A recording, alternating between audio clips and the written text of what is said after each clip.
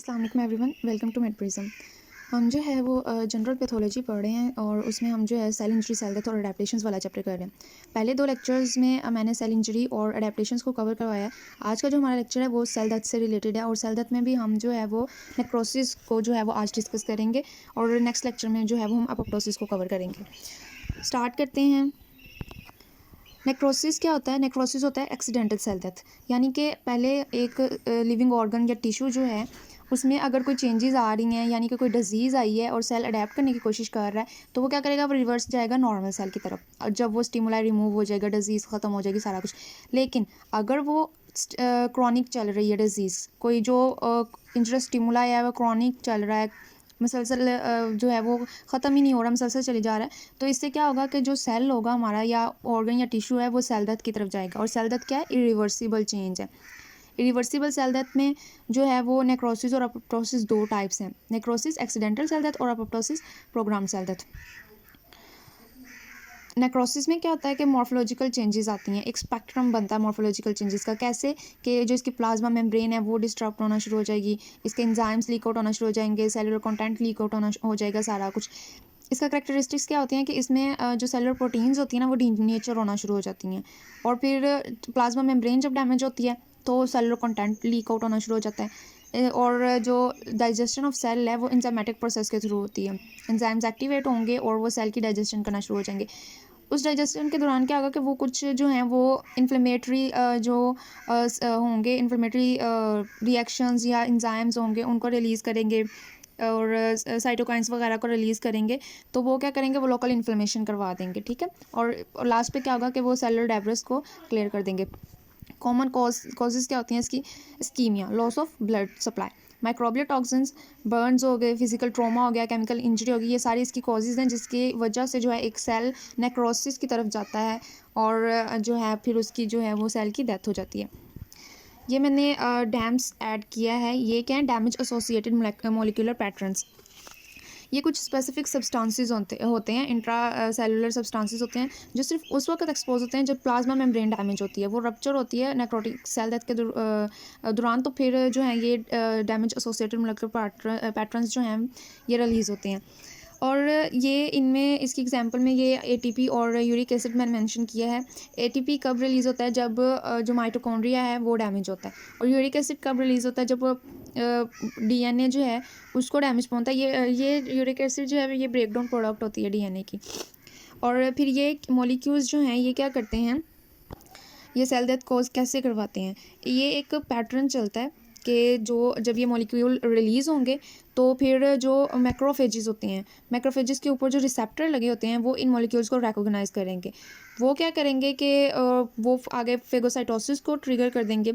और फिर क्या होगा? फेगोसाइटोसिस हो रही है डेब्रिस की जो है, और फिर क्या होगा? साथ ही साथ जो हैं वो जो हैं वो साइटोकाइंस की प्रोडक्शन शुरू कर देंगे जो कि इन्फ्लेमेशन इंड्यूस करवाता है। उसके बाद फिर जो इन्फ्लेमेटरी सेल्स होते हैं वो और ज़्यादा प्रोटियोलिटिक एंजाइम्स जो हैं वो प्रोड्यूस करते हैं। और फिर फेगोसाइटोसिस के साथ और एंजाइमेटिक डाइजेशन के साथ क्या होता है कि जो है नेक्रोटिक सेल्स उनकी क्लियरेंस हो जाती है।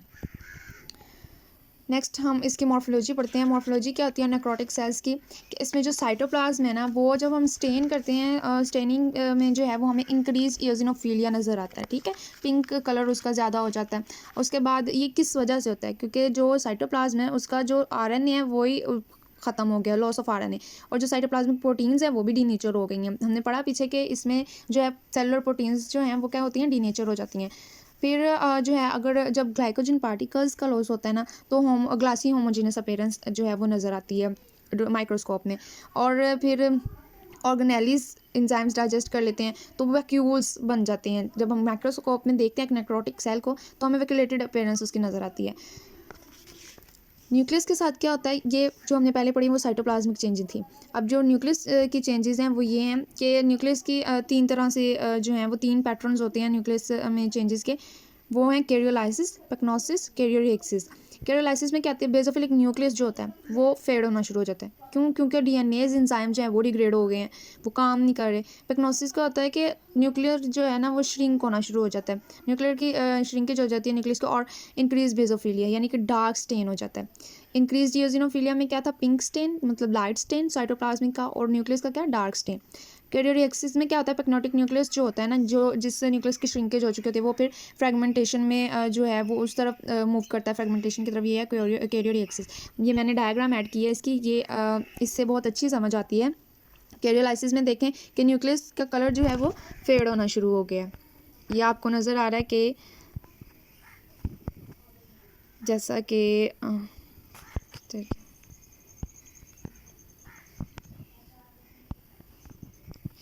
जो ये न्यूक्लियस है ये फेड नज़र आ रहा है कैरियोलाइसिस में, ठीक है। और पेक्नोसिस में क्या होता है कि ये देखें न्यूक्लियस की श्रिंकेज हो गई है, यहाँ पे आपको बड़ा न्यूक्लियस नज़र आ रहा है, यहाँ पे आपको श्रिंक न्यूक्लियस नज़र आ रहा है। और कैरियोरेक्सिस में क्या होगा कि ये जो पेक्नोसिस वाला श्रिंकेज वाला न्यूक्लियस है, श्रिंक डूबा हुआ, वो क्या करेगा, फ्रेगमेंट्स बनाना शुरू कर देगा। नेक्स्ट हम मूव करते हैं, इसमें ये मेंशन किया है इलेक्ट्रॉन माइक्रोस्कोपी में क्या हमें नज़र आता है कि प्लाज्मा मेम्ब्रेन में डिसकंटिन्यूटीज़ आ गई हैं, और ऑर्गेनेली की जो मेम्ब्रेन्स होती हैं, जो डिफरेंट ऑर्गेनेलीज होती हैं सेल के अंदर, उनमें उनकी मेम्ब्रेन में भी डिसकंटिन्यूटीज़ आ गई हैं। माइटोकॉन्ड्रिया जो है वो स्वेल हो गया। अमॉर्फस डिपॉजिट्स उसमें नज़र आते हैं। अमॉर्फस डिपॉजिट्स क्या होते हैं कि ये मटीरियल का एक कलेक्शन होती है जिसकी कोई शेप नहीं होती, शेपलेस होता है, ना ही इसका कोई ऑर्गेनाइज स्ट्रक्चर होता है। माइलिन फिगर्स नज़र आते हैं। माइलिन फिगर्स क्या होते हैं, ये कैल्शियम और फॉस्फोलिपिड्स के डिपॉजिट्स होते हैं कि जो है जब ये वैक्यूल बन जाते हैं और साइटोप्लाज्म में वैक्यूलेटेड जब अपीयरेंस आती है तो उसमें क्या होता है कि माउथ ईटन अपीयरेंस आती है, और वो क्या करता है, वो फॉस्फोलिपिड के साथ रिप्लेस कर देता है और फॉस्फोलिपिड के प्रेसिपिटेट बन जाते हैं जिनको हम माइलिन फिगर कहते हैं। नेक्स्ट हम टाइप्स ऑफ नेक्रोसिस पढ़ते हैं। इसकी बेसिकली 6 मेन टाइप्स हैं। Coagulative necrosis, liquefactive necrosis, caseous necrosis, fat necrosis, gangrenous necrosis और फिब्रिनॉइड नेक्रोसिस। अब हम इनको जो है वो डिटेल्स पढ़ते हैं और ये बहुत ही इंपॉर्टेंट टाइप्स हैं। आप इनके अगर की पॉइंट्स याद कर लें, कीवर्ड्स याद कर लें, तो ये आपको अच्छी तरह से याद रहती हैं और ये एमसीक्यूज़ के लिहाज से भी बहुत इंपॉर्टेंट है और एससीक्यूज़ के लिहाज से भी। कोआगुलेटिव नेक्रोसिस क्या होता है, आर्किटेक्चर ऑफ डेड टिश्यू जो है वो प्रिजर्व रहता है। कोई डेड टिश्यू है उसकी प्रिजर्वेशन रहती है, सेवरल डेज के लिए जो है वो डेड टिश्यू प्रिजर्व रहता है, उसमें कोई डीनेचुरेशन मतलब कोई इन्फ्लेमेशन नहीं होती है। हमने क्या पढ़ा कि नेक्रोसिस में इन्फ्लेमेशन होती है, लेकिन नेक्रोसिस की जो एक टाइप है कोआगुलेटिव नेक्रोसिस, इसमें क्या होता है कि टिश्यू प्रिजर्व रहता है, ठीक है, उसकी इन्फ्लेमेशन नहीं होती है, उसका डीनेचुरेशन जो डाइजेशन है वो नहीं होती, आहिस्ता आहिस्ता मतलब सेवरल डेज उसको लग जाते हैं, काफ़ी दिन लग जाते हैं, स्लोली डाइजेशन होती है इसकी। इंजरी जो होती है वो स्ट्रक्चरल प्रोटीन्स को डीनेचर करती है और साथ साथ एंजाइम्स को भी डीनेचर कर देती है। इसी वजह से जो है वो इसकी डाइजेशन जो है डेड टिश्यू की वो डेड सेल की जो है वो स्लो हो जाती है। टिश्यू में क्या है कि फिल्म इन टेक्सचर, यानी कि उसमें कोई ख़राबी नहीं नज़र आ रही। और उसके अलावा ये डेड सेल्स कोआगुलेटिव नेक्रोसिस में क्या होता है कि प्रोटियोलाइसिस भी जो है वो भी डेड सेल्स की ब्लॉक हो जाती है। इसकी एग्जांपल देखें, मायोकार्डियल इन्फाक्शन, हार्ट अटैक एक कोआगुलेटिव नेक्रोसिस की एग्जांपल है। रेनल इन्फाक्ट जो है वो भी कोआगुलेटिव नेक्रोसिस की एग्जांपल है। इसमें जो लोकलाइज्ड एरिया होता है ना वो हमें इन्फाक्ट नज़र आता है, ठीक है। ये इसकी एक कैरेक्टरिस्टिक टाइप हो जाता है कि हमें जो कोआगुलेटिव नेक्रोसिस है उसमें एरिया जो है वो इन्फाक्ट नज़र आ रहा है। और ये इंपॉर्टेंट आपने ये बात याद रखनी है कि ischemia caused by obstruction in a vessel वो लीड करती है कोआगुलेटिव नेक्रोसिस को, यानी कि इस्कीमिया एक समझ लें कोआगुलेटिव नेक्रोसिस की क्या है, एक उसका की पॉइंट है कि आपको किसी ने अगर आपको उससे कोई पूछे कि ब्लड सप्लाई के लॉस की वजह से जो नेक्रोसिस हो रही है वो कौन सी है, तो आप कह दें कि कोआगुलेटिव नेक्रोसिस है। ये इसका की पॉइंट आपने याद रखना है। इसमें क्या होता है कि इसमें जो है टॉम स्टोन अपीयरेंस होती है कोआगुलेटिव नेक्रोसिस में, ठीक है।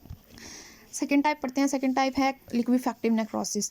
इसमें क्रीमी येलो अपीयरेंस आती है। हॉलमार्क क्या है कि टिश्यू जो है वो डाइजेस्ट होके तो वो एक लिक्विड विस्कस मास में ट्रांसफ़र हो गया, ठीक है। इसमें क्या होगा कि टिश्यू जो है विस्कस लिक्विड में कन्वर्ट हो रहा है, डेड सेल्स की जो है वो डाइजेशन हो रही है।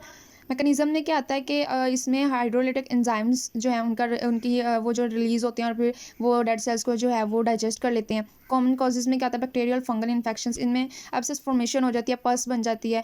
अब जो ये एब्सेस फॉर्मेशन है, पस है, ये 2 की पॉइंट्स हैं जिनसे की वर्ड्स हैं जिनसे आप कोई भी एमसीक्यूज इजीली सॉल्व कर सकते हैं जो लिक्विफैक्टिव नेक्रोसिस से रिलेटेड हो। जैसे कि कोई आपसे पूछ सकता है कि पस फॉर्मेशन किस में होती है, कौन सी नेक्रोसिस की टाइप है जिसमें पस फॉर्मेशन होती है, तो आप बताएं कि वो लिक्विफैक्टिव नेक्रोसिस है। और एक मेन पॉइंट जो कोआगुलेटिव नेक्रोसिस का था वो आपने ये याद रखना था कि ये जो है ये सॉलिड ऑर्गन्स में होती है एक्सेप्ट ब्रेन, और जो लिक्विफैक्टिव नेक्रोसिस है ये होती है ब्रेन में, स्पेशली ब्रेन इसका कीवर्ड है। ब्रेन में जो नेक्रोसिस होती है वो कौन सी होती है, लिक्विफैक्टिव नेक्रोसिस होती है।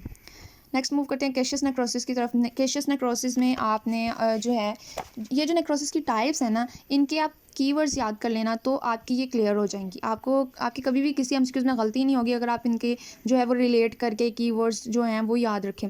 जैसे कि केशियस नेक्रोसिस है, इसमें क्या होता है, इसमें चीज़ लाइक अपीयरेंस आ जाती है।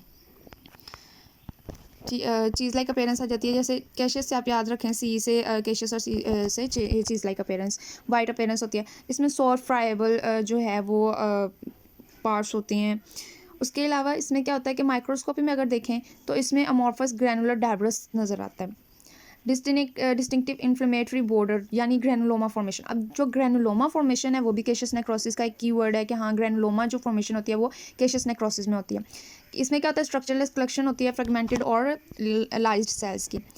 और इसकी एग्जांपल्स जो है वो है ट्यूबरकुलस इन्फेक्शन। टीबी में जो नेक्रोसिस होती है वो होती है केशियस नेक्रोसिस। अब आपको 3 कीवर्ड्स मैंने बताए हैं, cheese like appearance, second granuloma formation और फोर्थ नंबर पे है ट्यूबरकुलस इन्फेक्शन, टीबी। ये 3 चीज़ें अगर आपको किसी भी एमसीक्यूज़ में नजर आए तो उसका आंसर क्या होगा, केशियस नेक्रोसिस। और अगर वैसे भी आपसे कोई एमसीक्यूज़ आ जाए कि केशियस नेक्रोसिस की मतलब कोई एक जो है वो बात बताएं, शॉर्ट क्वेश्चन भी इससे इजीली हम जो कीवर्ड्स जो होते हैं इनको याद करके इजीली सॉल्व कर सकते हैं। अब ग्रैनुलोमा देख लें एक दफ़ा कि ग्रैनुलोमा ग्रैनुलोमा है। इसमें क्या है, एपिथेलियोइड सेल्स हैं, जॉइंट सेल्स बनते हैं ग्रैनुलोमा में, ठीक है, लेंगे हम जॉइंट सेल्स, और क्लस्टर्स बन जाते हैं एपिथेलियोइड सेल्स के, जिनको किसने सराउंड किया होता है, लिम्फोसाइट्स ने, क्योंकि उन्होंने बाद में क्या करना है कि जो है उसको डाइजेस्ट करना है और इन्फॉर्मेशन इंड्यूस करा के सारा। और इसमें इयोजिनोफिलिक जो है ग्रैनुलर डेब्रेटिक मटेरियल होता है। इसमें सेलुलर डिटेल्स जो हैं वो लॉस हो जाती हैं। और ये नीचे मेंशन किया हुआ है कि ये केशियस नेक्रोसिस में होती है जब उसको ग्रॉसली एग्जामिन किया जाए, यानी कि हम जब उसको एग्जामिन करते हैं तो हमें ये नज़र आती है। नेक्स्ट हमारे पास आ जाती है फैट नेक्रोसिस। फैट नेक्रोसिस क्या होती है, फैट नेक्रोसिस में फैट डिस्ट्रक्शन हो जाती है, चौकी वाइट अपीयरेंस होती है। अब ये जो चौकी वाइट अपीयरेंस हो या कैल्शियम उसके डिपॉजिट्स बनते हैं, ये फैट नेक्रोसिस का कीवर्ड है। स्पोनिफिकेशन क्या होता है कि इसमें जो है वो जो कैल्शियम्स होते हैं ना वो कंबाइन करके जो है वो कंबाइन करते हैं और वो फैटी एसिड्स के साथ कंबाइन करते हैं और वो जो है सोप लाइक अपीयरेंस बना देते हैं। यानी कि एंजाइम्स जो लाइपेजेस होते हैं ना वो ट्राइग्लिसराइड्स की ब्रेकडाउन करते हैं और फैट टिश्यू की ब्रेकडाउन वो करके वो उसको जो है फैटी एसिड में कन्वर्ट कर देते हैं। तो वो चौकी वाइट जो कैल्शियम डिपॉजिट्स होते हैं वो स्पोनिफिकेशन की अपीयरेंस देते हैं। इसमें एक्टिवेटेड पैंक्रियाटिक लाइपेजेस जो हैं वो रिलीज़ होते हैं और ये ट्राइग्लिसराइड्स और ये सारा मैंने अभी आपको बताया कि वो सोप की फॉर्मेशन होती है। इसकी एग्जांपल है एक्यूट पैंक्रेटाइटिस। एक्यूट पैंक्रेटाइटिस में फैट नेक्रोसिस होती है। उसके अलावा जो है ये ब्रेस्ट में भी देखी जा सकती है, मोमेंटम में भी, ये सारी चीज़ें ये सारी इसकी एग्जांपल्स हैं। नेक्स्ट हम देखते हैं, नेक्स्ट टाइप को डिस्कस करते हैं, गैंग्रीनस नेक्रोसिस। गैंग्रीनस नेक्रोसिस ये एक कॉमनली क्लिनिकल टर्म यूज़ की जाती है, इसमें कोई स्पेसिफिक पैटर्न नहीं होता। और अब इसका जो कीवर्ड है वो आपने याद रखना है कि जो मोस्ट लोअर लिम्स होते हैं या लोअर हमारे लेग हो गया, उसमें जो लोअर लिम्स होते हैं उनमें ये नज़र आती है। क्योंकि उनकी ब्लड सप्लाई लॉस होगी। अब उनकी ब्लड सप्लाई का लॉस हुआ लोअर लिम्ब में, जब लेग में जो है ब्लड सप्लाई का लॉस होगा तो वहाँ पे तो जो है ऑक्सीजन नहीं पहुँच रही, वहाँ पे ब्लड भी नहीं पहुँच रहा। तो ब्लड जो है वो हमारा ऑक्सीजन सप्लाई करता है ना पूरी बॉडी में। तो फिर क्या होगा, वहाँ पे नेक्रोसिस होना शुरू हो जाएगी। वो पहले रिवर्सिबल सेल डेथ से जो है वो इरिवर्सिबल सेल डेथ की तरफ मूव करेगी और इरिवर्सिबल सेल डेथ में फिर वो नेक्रोसिस में आएगी और नेक्रोसिस में फिर क्या, गैंग्रीनस नेक्रोसिस। ठीक है, आपने लिम्ब जो है लोअर लेग के जो है इससे आपने याद रखना है कि इसमें गैंग्रीनस नेक्रोसिस होती है। इसकी 2 टाइप्स होती हैं, ड्राई गैंग्रीन और वेट गैंग्रीन।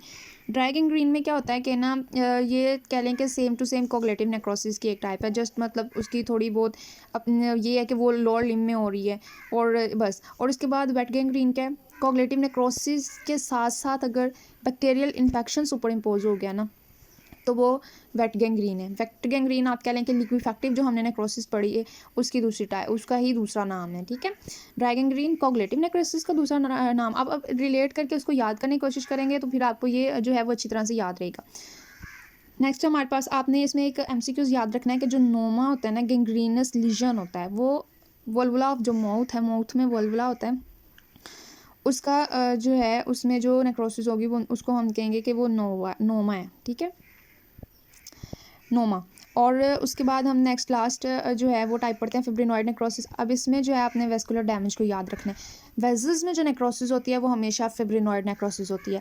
इसका हॉलमार्क क्या है कि ये ब्राइट पिंक जो है वो नज़र आती है। फिब्रिन लाइक डिपॉजिट्स होते हैं वेजल वॉल के अंदर, वेजल वॉल के अंदर डिपॉजिट्स होते हैं, उसकी वजह से वेस्कुलर डैमेज होता है और वो फिब्रिनॉइड नेक्रोसिस की तरफ मूव करता है। इसमें डिपॉजिट जो है वो प्लाज्मा प्रोटीन्स होती हैं, फिब्रिन नहीं होता। फिब्रिन लाइक डिपॉजिट होता है लेकिन फिब्रिन डिपॉजिट नहीं होता, प्लाज्मा प्रोटीन डेपोजिशन होती है। इसके मैकेनिज्म में क्या होता है, ये इम्यून मीडिएटेड वेस्कुलर डैमेज है, ठीक है। इसमें एंटीबॉडी और एंटीजन के कॉम्प्लेक्सेस बनते हैं और जो लीक प्लाज्मा प्रोटीन्स होते हैं वो ये दोनों चीज़ें जो हैं वो आर्टीरियल वॉल्स में डिपॉजिट करते हैं और फिर फिब्रिनॉइड नेक्रोसिस कॉज करवाते हैं। ऑटोइम्यून डिजीज़ में ये जो है वो मोस्टली नज़र आता है। अब इसमें आपने याद क्या रखना है कि एक तो वेस्कुलर डैमेज हो रहा है, दूसरा ऑटोइम्यून डिजीज़ में नज़र आ रही है ये, और तीसरा कि इसमें प्लाज्मा प्रोटीन की डेपोजिशन होती है, इसमें जो है वो फिब्रिन की डेपोजिशन नहीं होती, ठीक है। अब ये समरी और की कॉन्सेप्ट्स जो हैं वो मैंने आपके लिए जो है ऐड किए हैं इसमें कि नेक्रोसिस की आपको डेफिनेशन याद होनी चाहिए। मॉर्फोलॉजिकल हॉलमार्क्स क्या होते हैं, हॉलमार्क्स क्या होते हैं उसके कि न्यूक्लियस का लॉस हो गया है, ये 3 इसके पैटर्न होते हैं जो मैंने पीछे आपको अच्छी तरह से बताया है। उसके बाद इओसिनोफिलिक साइटोप्लाज्म है और डिसरप्टेड मेम्ब्रेन्स है। अब आप ये देखें कि ये जो 6 पैटर्न्स हैं आप अगर अच्छी तरह से यही कर लें तो आप जो है एमसीक्यूज कवर कर सकते हैं। कि जैसे कॉगलेटिव है तो प्रिजर्व्ड उसका आर्किटेक्चर है, ठीक है, लेकिन इफेक्टिव है तो उसमें टिश्यू डिजोल्व हो रहा है, उसमें पस फॉर्मेशन हो रही है। केशियस नेक्रोसिस है तो चीज़ी लाइक अपीयरेंस आ रही है उसकी, टीबी की फॉर्म, जैसे टीबी जो डिजीज़ है उसमें होती है। फैट नेक्रोसिस है तो चौकी वाइट डिपॉजिट्स नज़र आ रहे हैं, स्पोनिफिकेशन हो रही है। गैंग्रीनस है तो ये आप ये देखें यहाँ पे मेंशन किया clinical term for limb necrosis, यानी कि लिम्ब में जो नेक्रोसिस हो रही है उसके लिए सिर्फ क्लिनिकल टर्म ये यूज़ की जाती है, गैंग्रीनस। फिब्रिनॉइड है तो उसमें क्या होगा, vascular immune deposits, vascular immune deposits, vascular मतलब वेजल्स में हो रहा है ये, और इम्यून डिपॉजिट यानी कि इम्यून सिस्टम से रिलेटेड है, ऑटो इम्यून डिजीज़ में ये मोस्टली होता है। Thank you so much, like share and subscribe. And आप अगर आप कोई क्वेश्चन पूछना चाहते हैं या आपको स्लाइड्स चाहिए तो आप हमारे व्हाट्सएप नंबर पे कांटेक्ट करें और आप कमेंट बॉक्स में जो है वो क्वेश्चन पूछ सकते हैं। Thank you.